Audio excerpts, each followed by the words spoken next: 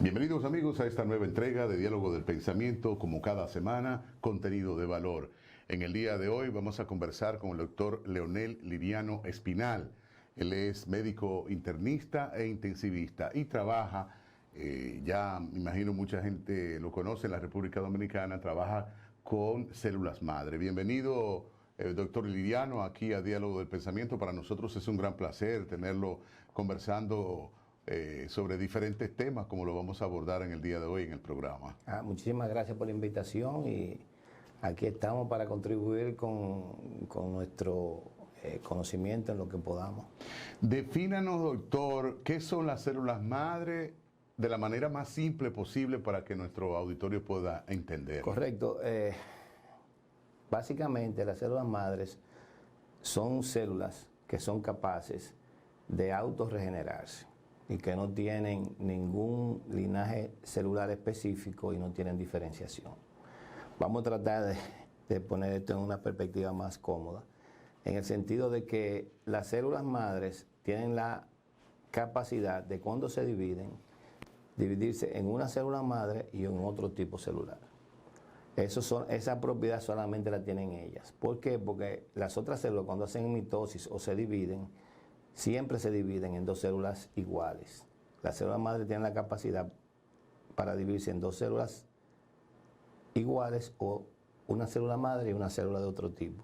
Y eso es lo que hace una de las grandezas de ellas, porque mantiene siempre su número conservado. Otra característica que tiene la célula madre es que, como no tiene un linaje celular específico y no tiene una definición, o sea, no tiene una especialización, si se le da el estímulo adecuado, puede con más facilidad que otras células convertirse en algún otro tejido.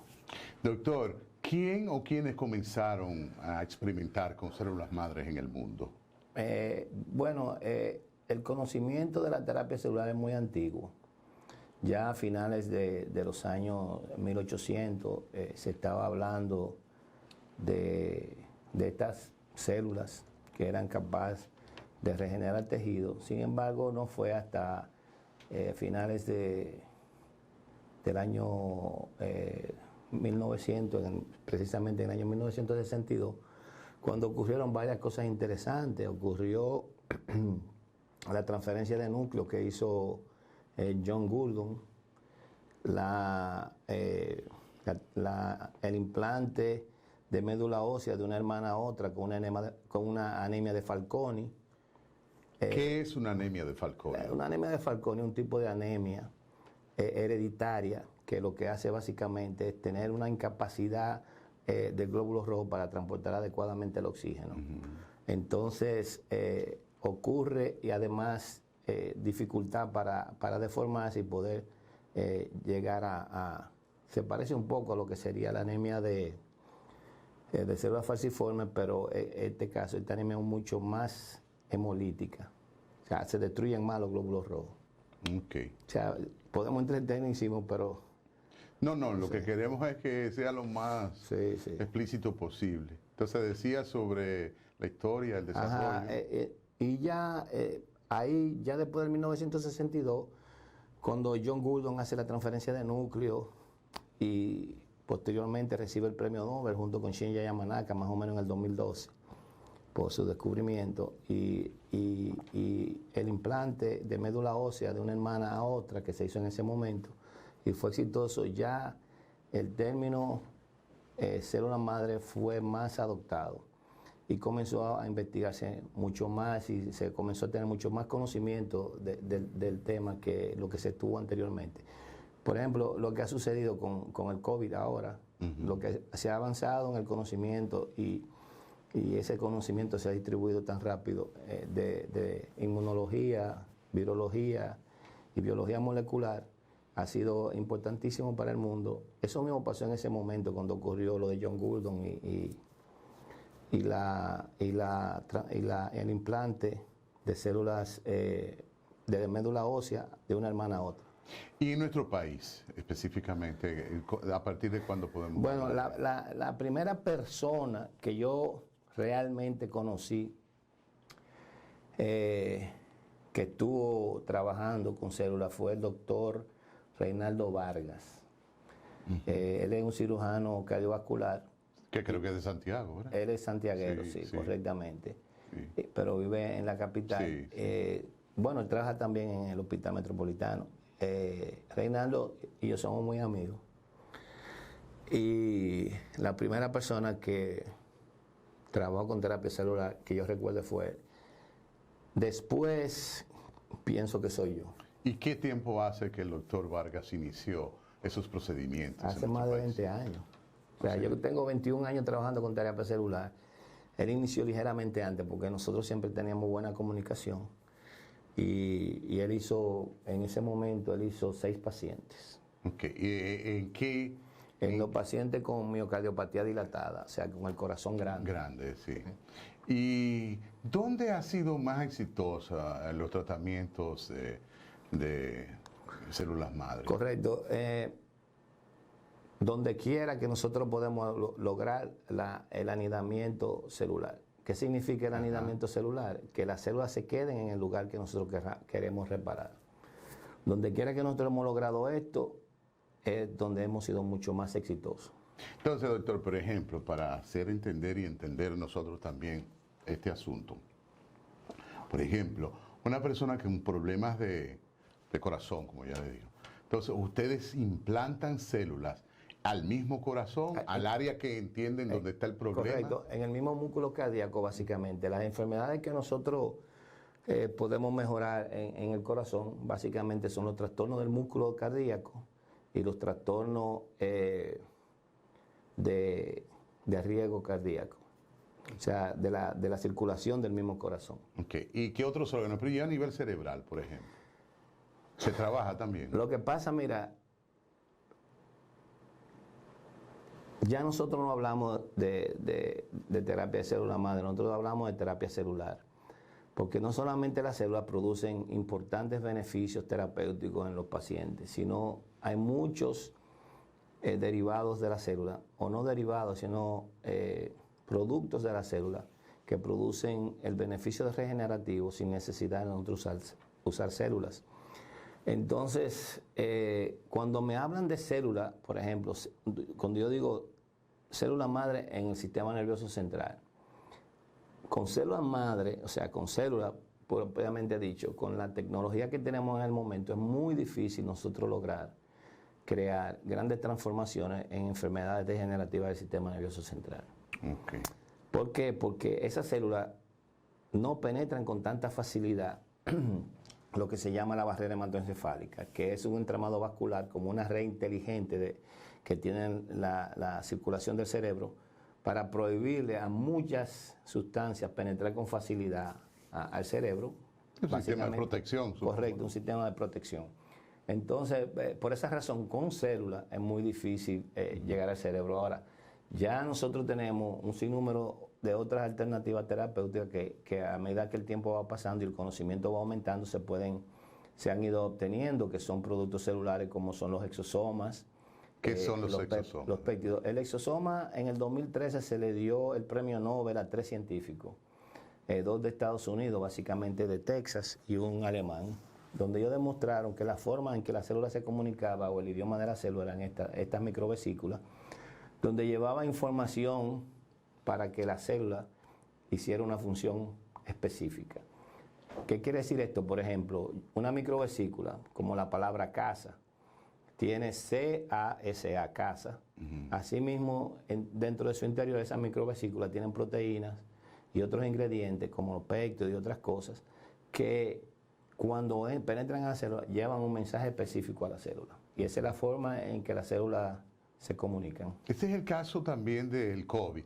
El COVID dice que engaña. No, lo que pasa con el COVID, esto es diferente, porque el COVID no es un producto celular.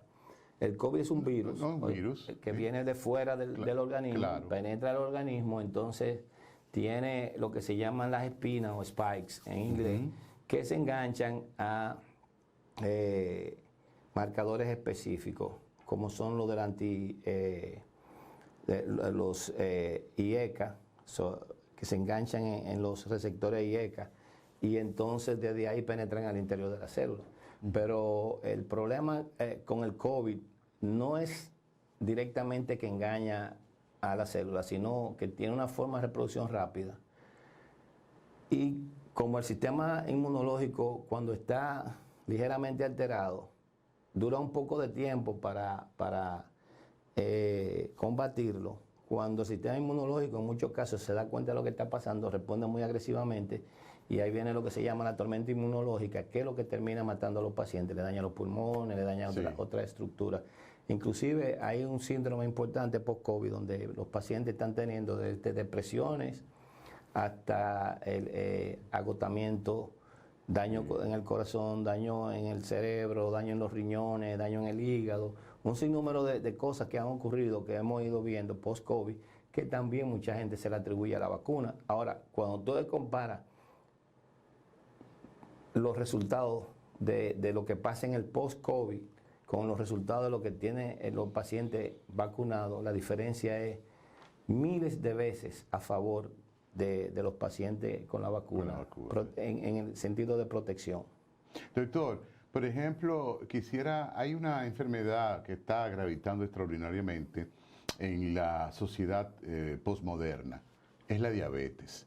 Y ustedes pueden accionar en el páncreas, que es donde se produce, de donde resulta el problema de la diabetes. Ustedes pueden accionar de manera positiva en el caso de los diabéticos. Correcto. ¿Y en qué etapa, por ejemplo? Nosotros hay que entender que la diabetes básicamente son dos enfermedades diferentes, que es la diabetes tipo 1 y la diabetes tipo 2. Me refiero a esa básicamente, a la tipo 2.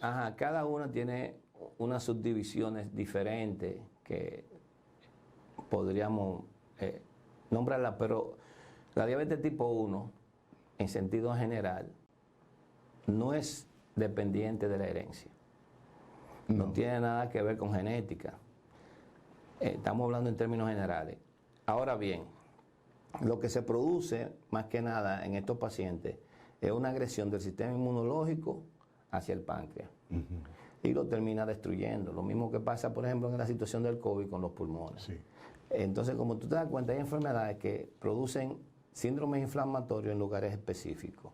En este caso, en la diabetes tipo 2 sí tiene un patrón de herencia genética. Inclusive, hace más de 20 años se había aislado el cromosoma donde tenía el defecto, que era el cromosoma 8, una delección del brazo corto. Eso quiere decir que la cabecita del brazo corto del cromosoma se perdía. Entonces no estaba presente en esos pacientes y desarrollaban diabetes tipo 2. La diabetes tipo 2 también tú la podrías dividir en los pacientes que entran temprano y los pacientes que entran tarde a padecer la diabetes. Sí.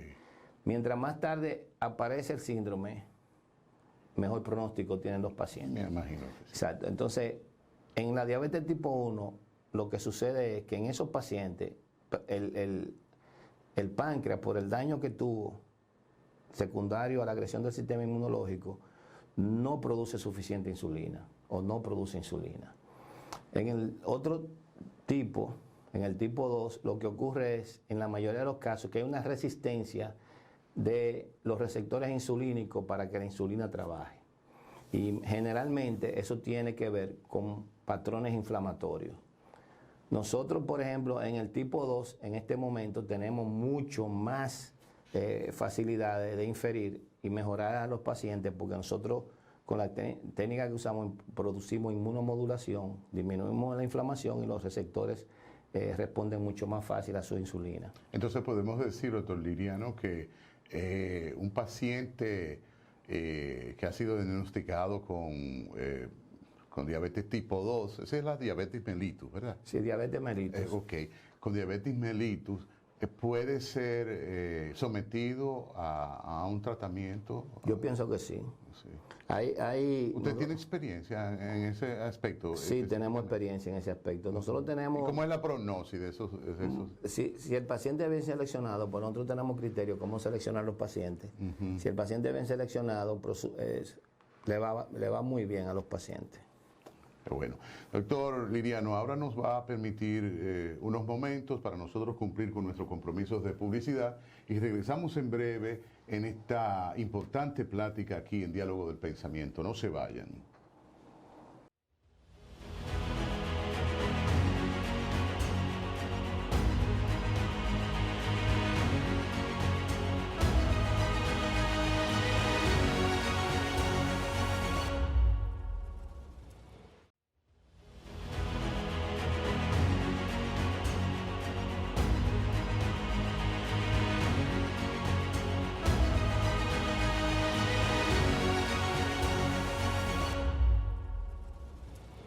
Continuamos, amigos, aquí en Diálogo del Pensamiento, conversando hoy con el doctor Liriano. Él trabaja en terapia celular. Doctor Liriano, ¿existe un problema de carácter ético con estos procedimientos en la República Dominicana o en otras latitudes? Quiero preguntarle, ¿el Ministerio de Salud, a través del organismo correspondiente, por ejemplo, tiene aprobados los procedimientos para la terapia celular? Es una pregunta muy interesante. Tú sabes que hace aproximadamente 2 días yo estaba hablando con mi hija, que está estudiando medicina, y mi hijo mayor, que es abogado, y el otro segundo, que es ingeniero civil. Teníamos una conversación sobre la ética. En ese momento yo le decía que la ética es cuando el conocimiento no es un conocimiento cabal. Cuando tú no sabes exactamente lo que tú estás haciendo, ahí entra en juego la ética para evitar que tú hagas daño. Exacto. Y cuando nosotros, por ejemplo, tenemos CONAVIO o cualquiera de las instituciones que son encargadas de velar que se trabaje con rigor ético, todo eso va referido más que nada hacia el ámbito de los estudios de investigación. Entonces, ¿qué ocurre con la terapia celular, por ejemplo? La mayor parte de lo que nosotros hacemos es con tratamientos autólogos. ¿Qué quiere decir? Que nosotros usamos las mismas células del paciente para resolver los problemas del paciente. Entonces, eso no tiene conflicto ético, porque de ninguna forma yo puedo pasarle una enfermedad a un paciente que no tenga cuando yo estoy usando su mismo tejido. Siempre, por ejemplo, cuando uno va a hacer un procedimiento, uno va a poner un stent en el corazón, uno va a poner los mismos riesgos que tiene la colocación del stent, que no es básicamente el stent, sino el procedimiento en sí, tiene que hacer un procedimiento con terapia celular, que el riesgo está dado al procedimiento que se elija. Por ejemplo, yo voy a hacer inyecciones en el músculo cardíaco y el procedimiento en sí envuelve un riesgo, pues tengo que entrar por una arteria, tengo que llegar al corazón, tengo que entrar por la aorta, por la válvula aórtica, y entonces seleccionar los sitios donde yo voy a hacer las inyecciones. Este procedimiento de por sí puede conllevar a que haya un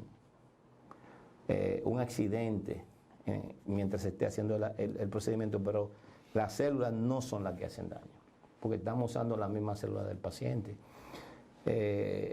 para tratar sus enfermedades. Doctor Liriano, allá está hablando de un procedimiento. ¿Cómo se hace? O sea, no se extrae nada de otro organismo, sino del mismo organismo de la persona. En la mayoría de los pacientes, en la gran mayoría, nosotros siempre intentamos usar la célula del mismo paciente para crear el bienestar en el paciente. Y por ejemplo, yo he visto, no sé, me corregirá, he sabido de casos de que a pacientes con problemas en la médula le implantan, no sé si se trata de lo mismo, le implantan, qué sé yo, del papá, de un hermano. Pero tú dices en la médula espinal. En la médula, sí, la médula espinal. En la médula espinal, porque está la médula ósea, que es como si fuera el tuétano de los huesos. Sí, y la médula espinal, que es una prolongación del cerebro, ¿verdad? Que es, exactamente. Sí. Es una prolongación del cerebro y es el conductor o la vía por donde van los mensajes desde el cerebro hacia la parte inferior del cuerpo. Exactamente. Entonces, ¿eso es lo mismo o estoy entendiendo otra cosa? Cuando se toma, he escuchado procedimientos que han sido exitosos. No, la mayor parte de las veces es con células del mismo paciente. Pero en este caso que yo le digo, han extraído células de la médula ósea, del tejido adiposo, eso se procesa, se concentra, entonces se coloca en las áreas que están dañadas. Okay. Entonces, el producto de eso es el desarrollo de una parte sana, ¿verdad que sí? Sea en el músculo cardíaco, en donde sea que la apliquen ustedes. Esa es la intención. Esa es la intención. En Argentina, hace muchos años, no sé si conoce, hay un programa donde los abuelos donan células madres y las guardan, las preservan no sé si con... Uno de los primeros países en América Latina donde se comenzó a trabajar fuertemente con terapia celular fue Argentina. Inclusive ellos tenían un amigo cardiólogo allá, el doctor Roberto Fernández. Yo tengo otro amigo cardiólogo que se llama Roberto Fernández de Castro, aquí en República Dominicana, y también trabaja conmigo en terapia celular. Pero este Roberto Fernández de Argentina, un hombre muy inteligente, muchos de los tratamientos que nosotros terminamos haciendo de forma endovascular es cuando tú utilizas la vía de una arteria o de una vena para llegar al lugar donde tú quieres sanar o regenerar. Entonces, muchos de los tratamientos fue con él hace muchos años y yo tuve el gusto de hablar muchas veces con él. También en Perú estaba el doctor, wow, ahora se me fue el nombre de él. Bueno, en otro momento lo recordaré, que otro amigo cardiólogo que también trabajó mucho en la terapia celular. Pero en el área del Caribe, o sea, Centroamérica, yo creo que nosotros somos los primeros. Pero ese programa, por ejemplo, que te menciono en Argentina, ¿lo ha sido replicado en otros países?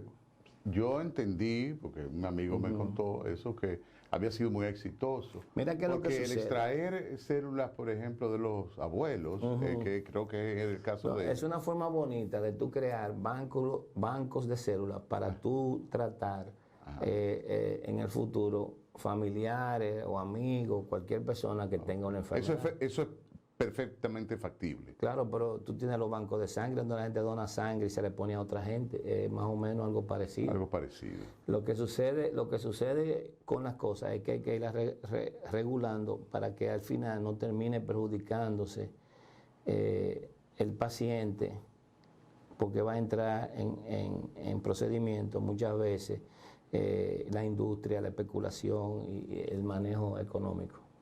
Y por ejemplo, ¿cómo es el procedimiento? ¿Es de la sangre que ustedes extraen o es del tejido, una muestra? Nosotros tomamos, por ejemplo, tejido adiposo.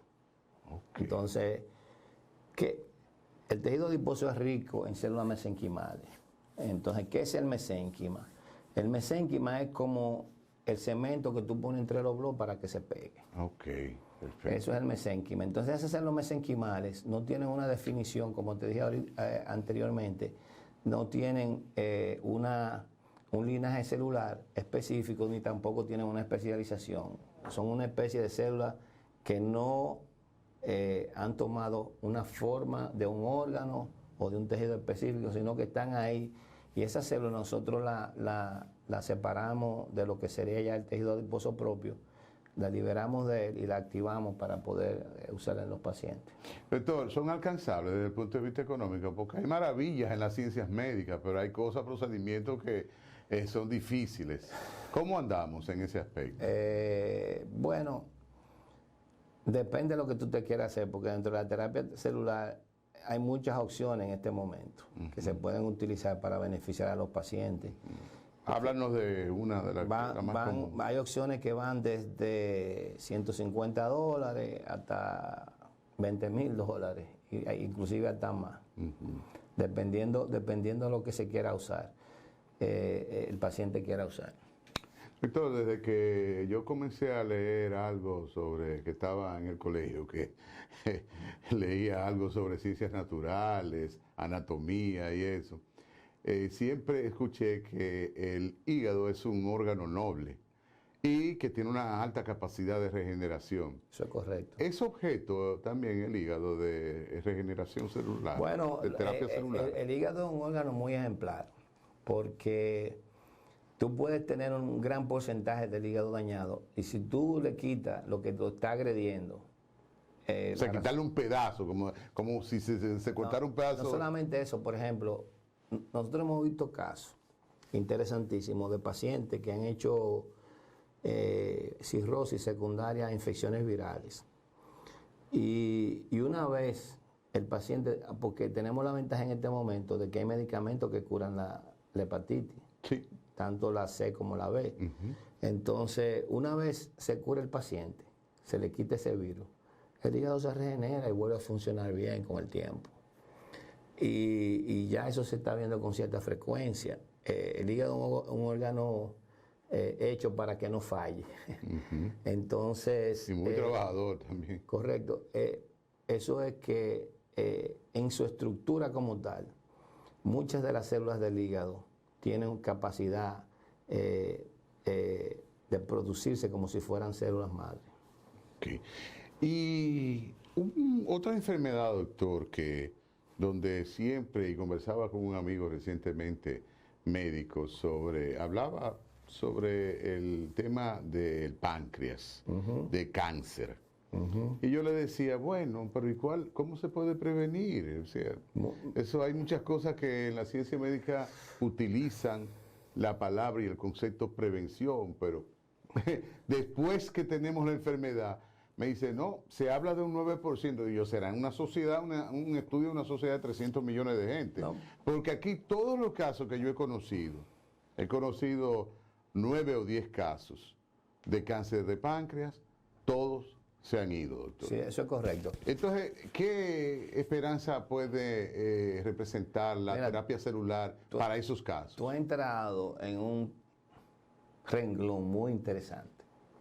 Muy interesante en el sentido de que la prevención y el diagnóstico de los pacientes cada vez es más preciso. Yo te puedo decir, por ejemplo, yo comencé a estudiar medicina en el año 1980, cuando yo tenía 17 años. Y en ese momento la medicina era mucho más un arte que una ciencia. En el sentido de que nosotros recibíamos a los pacientes, había que hacer un interrogatorio largo, eso era como sumado más 2, 4, y yo cuánto, el patatín. Y siempre tú has visto que en medicina se dice que 2 más 2 no siempre son 4. Sí.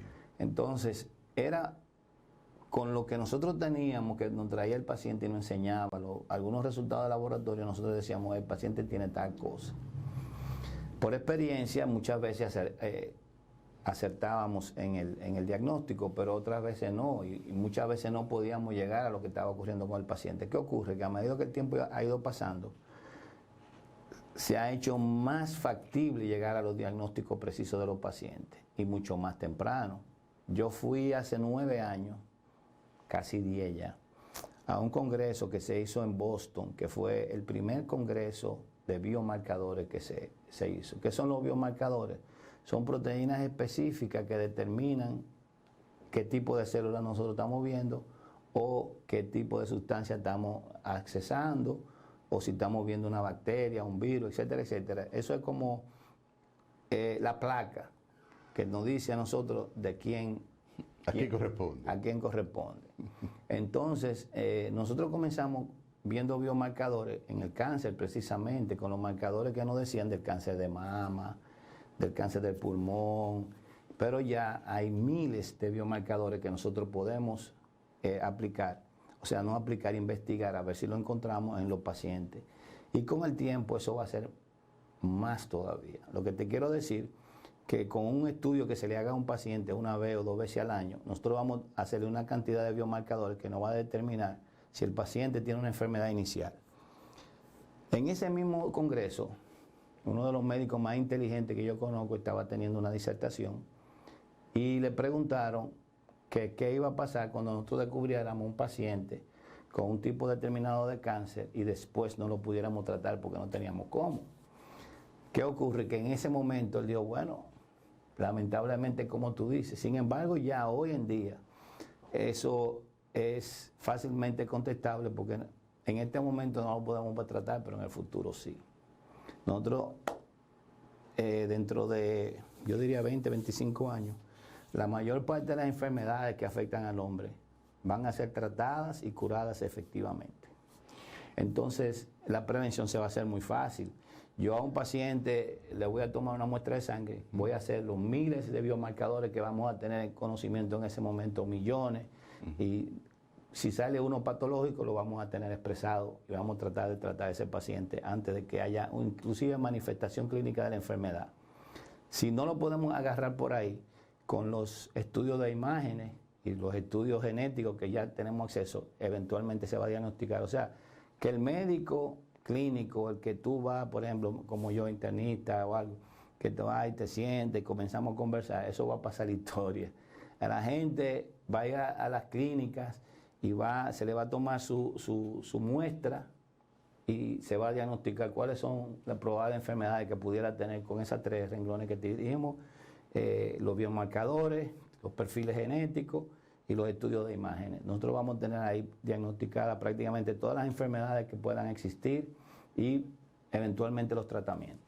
Doctor Liriano Espinal, de nuevo vamos a pedir su anuencia, tan interesante que cualquiera se quede extasiado escuchando la exposición del doctor Liriano con relación a todos estos temas que ya sabíamos que iba a ser tan interesante desde un principio y que son temas fascinantes y además de eso, temas importantes para la orientación de toda la sociedad en general. Nosotros ahora vamos de nuevo a nuestros compromisos de publicidad y regresamos en breve en esta plática.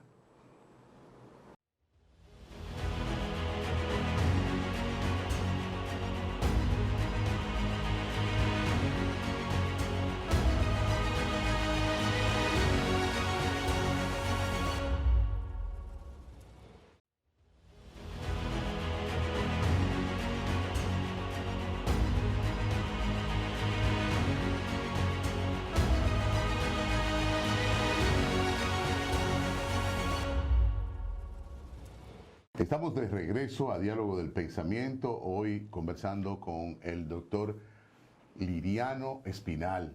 Él trabaja con tratamiento de células madres. Doctor Liriano, ¿usted fue que operó a Bartolo Colón? Bueno, nosotros estábamos liderando el grupo que trató a Bartolo Colón. O sea, fueron varios, sí. No, lo que sucede es que la medicina bien hecha no depende de una sola persona, siempre tiene que haber un grupo, porque como tú entenderás, los médicos cada vez se van especializando en áreas específicas de la medicina. Claro, claro. Y yo podía, así los abogados también, exacto, la cantidad de profesionales. yo podía tener el conocimiento, por ejemplo, en el uso de las células, pero había cosas que yo necesitaba apoyarme de un cirujano plástico, necesitaba apoyarme de un cirujano general, necesitaba apoyarme de un ortopeda. Como ortopeda en el caso de él. Correcto. Entonces, el grupo de nosotros tenía su anestesiólogo, todo. Era un grupo realmente de médicos que trabajamos en ese procedimiento. Yo puedo decir con mucho orgullo que yo en ese momento era el líder del grupo. Porque Doctor, el que estaba realmente trabajando con terapia celular en ese momento y conocía era yo. Lo que hemos visto es que fue totalmente exitoso, o sea, el cambio fue absoluto. Esto tuvo un impacto incluso de cuestionamiento después sobre ese procedimiento en otros peloteros. ¿Ustedes nada más han trabajado con él o hay otros casos donde ya también hay tú sabes que el caso de Bartolo Colón se salió y se publicitó porque él mismo lo hizo.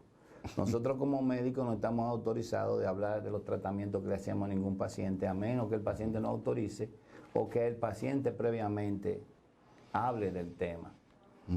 Si, por ejemplo, yo te hago un tratamiento a ti y tú en un programa de televisión tú dices, bueno, mira, el doctor Liriano me hizo tal cosa, ya tú me estás dando la autorización para yo hablar de ese tema, pero si tú no me dices a mí específicamente que tú quieres o me autoriza yo hablar de lo que hago contigo, yo no lo puedo hacer, porque eso es un privilegio que tiene el paciente. Claro, claro. Decidir si quiere que la gente sepa o no sepa lo que se le hizo. Nosotros hemos tenido la suerte de que hemos tratado muchos peloteros, mucho. Con el mismo éxito. Y con éxito, inclusive, que podría tildarse de mayor. Doctor, ¿y cómo ven entonces en Grandes Ligas, por ejemplo, ese asunto del tratamiento? ¿Lo ven bien? Excelentemente bien. Porque ellos pueden seguir. Claro, nosotros le prolongamos la vida útil al paciente, claro. Primero sin usar drogas que aumenten el desempeño de ellos como atleta. Nosotros no le hacemos un ensamblado y lo convertimos en robot. Nosotros simplemente lo que le devolvemos a ellos la capacidad de hacer lo que ellos normalmente hubieran hecho si no se hubieran enfermado. Eso es lo que nosotros hacemos. Nosotros no hacemos nada que convertimos en un superhombre ni nada de eso. Cuando el caso de Bartolo Colón ocurrió, vinieron de Grandes Ligas a entrevistarnos, a ver qué era lo que nosotros estábamos haciendo, probablemente en 20 diferentes ocasiones, a mí y al doctor Sergio Guzmán. Ellos nos investigaron de arriba a abajo, de abajo para arriba, de la derecha a izquierda, de izquierda a derecha. O sea, ellos investigaron la vida entera de nosotros. Y cuál era nuestra reputación como personas y como médicos. Claro. Y al final ellos concluyeron de que nosotros no habíamos hecho nada malo. Doctor, y siento que ustedes fueron tan exitosos con el caso de él, que es un individuo perteneciente a un equipo de Grandes Ligas, y en Estados Unidos entonces no se está trabajando, no está autorizado. En ortopedia sí. En ortopedia, nada más. Sí, en ortopedia se está usando más cosas que las que nos permiten hacer aquí, en Estados Unidos. Lo que pasa es que la información no es transparente. Por ejemplo, yo te voy a decir, en la Florida, si antes de tú hacerte un trasplante de rodilla, tienes que ponerte por lo menos 5 tratamientos de terapia celular y que los 5 tratamientos fallan antes de operarte de la rodilla. ¿Por qué? Porque ya se ha demostrado. Y eso aquí no se ha establecido así. Y lo pagan los seguros allá. Entonces, porque me imagino que el tratamiento celular no está aquí, no lo cubre ningún seguro. no, porque lo tienen como si fuera en un limbo, que sí, que no, que sí, que no. Hay varias cosas. El seguro se agarra de eso para decir que no es parte de los protocolos generales de salud para no incluirlo. Pero no quiero hablar de eso porque después pueden bravo algunos amigos míos de seguro. Entonces, realmente la terapia celular se ha ido convirtiendo cada vez en una parte más importante del arsenal terapéutico de los médicos. Lo que pasa es que quieren cerrar la cabeza a la gente. Cuando tú le haces un trasplante de médula ósea a un paciente que tiene un linfoma o que tiene una leucemia, tú estás usando célula madre. Cuando tú por ejemplo, haces tratamiento de inmunomodulación con ciertas sustancias que son de origen biológico, como son los anticuerpos monoclonales, eso vino del conocimiento que produjo a través de la terapia celular. Por ejemplo, el tocilizumab famoso, que es un anticuerpo mononuclear contra la interleuquina 6, eso fue por lo que el estudio de biología molecular, y la mayor parte de los tratamientos que están renovando el arsenal terapéutico de hoy día son secundarios a lo que se ha ido conociendo con lo que nosotros hemos ido hecho con el estudio de la biología molecular. O sea, cuando tú te pones a ver, ya tú no ves antibióticos nuevos casi. Lo que tú ves son anticuerpos monoclonales, anticuerpos policlonales y tratamientos específicos contra procesos biológicos que debemos mejorar o alterar para que el paciente se sane. Ya eso es lo que está en boga ahora. Esa cantidad de medicamentos nuevos que se producían, que sé yo, cuantas mil cosas, para tratar una enfermedad, ya eso cada vez tú lo ves menos. Doctor, y usted está enterado de si todo el rendimiento de Bartolo Colón sigue igual, o sea, o ha habido, es que esa es una de mi preocupación. Por ejemplo, una persona que tiene un problema en una pierna, para seguir con el área de la ortopedia, y se es sometido a un tratamiento celular, ¿tiene un tiempo de vida útil o eso se restablece como nuevo, el problema que tenga en la pierna o en la columna vertebral, para ponerle un ejemplo? Correcto, se te restablece como nuevo, pero eso no es garantía de que te dure para siempre, porque bueno, Dios te lo puso, que es mucho superior a mí, y se dañó. Si yo lo pongo, se puede dañar también, pero eso no es porque lo que yo hice estuvo mal hecho, sino porque hay condiciones específicas de tu cuerpo o cosas que tú estás haciendo que pueden ser equivocadas, que motivan el daño de tus articulaciones. Y doctor, ya resolvieron el problemita con Bartolo Colón. Tú sabes que eso nunca ha sido una preocupación mía. Yo he tratado de mantener eso fuera de mi vida porque siempre ha ocurrido por razones que yo no entiendo, porque si tú ves, yo no me promuevo. O sea, yo no estoy en ninguna red social. Yo no. ¿Por qué, doctor? Porque no quiero que se entienda que lo que yo hago es por dinero. Yo merezco dinero de mi trabajo porque de eso yo vivo, pero lo que yo hago lo hago porque me gusta. Entonces yo he tratado de disminuir la apariencia especulativa de de lucrarse. Si yo hubiera sido una persona comercial, en el tiempo que salió el caso de Bartolo Colón, yo hubiera podido ganarme los millones de dólares suficientes como para no trabajar más ya, en esos 2 o 3 años. Porque aquí, después de eso, entraron mucha gente a trabajar con terapia y tienen más cuarto que yo. Doctor, Pero eso no me molesta para nada. Eso no me molesta para nada, que cualquier gente haga dinero no me molesta para nada, porque cada uno, tú sabes que en todos los procesos hay gente que tiene más habilidad para hacer dinero que otros. sí, eso es natural. Y eso no quiere decir que sea mejor ni peor. Claro.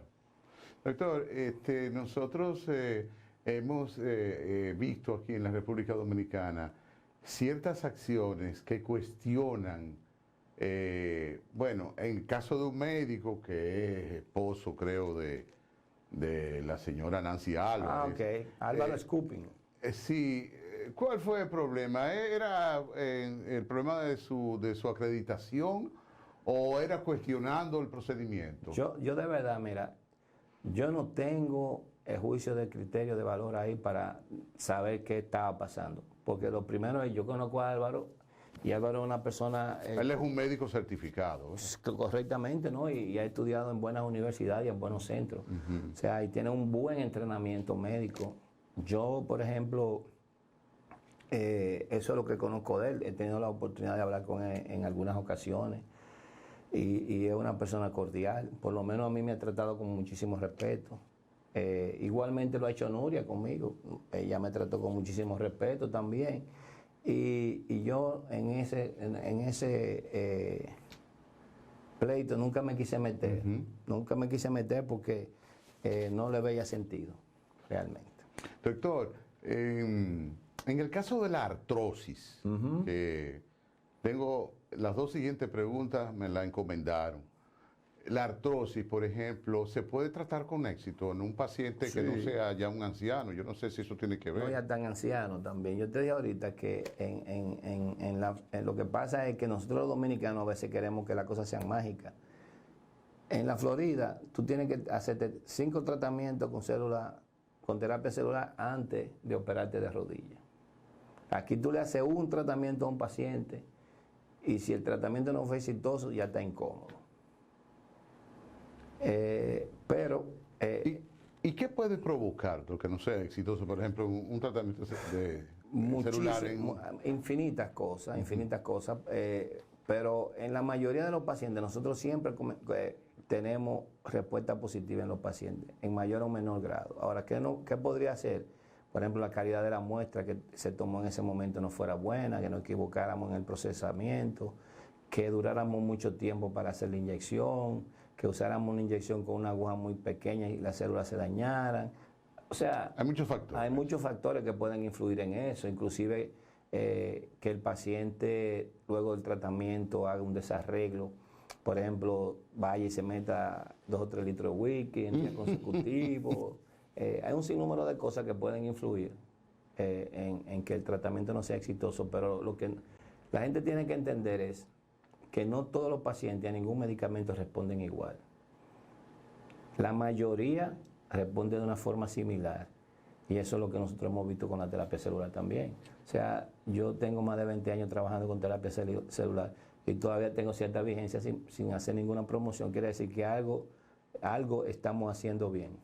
Doctor, la otra pregunta, ya para finalizar también, que esa me la encomendó un buen amigo, que fue sometido hace 2 años a una prostatectomía radical por cáncer y ha quedado impotente, como decimos nosotros. Mira, la Asociación Americana de Urología aprobó hace varios años un procedimiento que se llama pre-push-up para los pacientes que tienen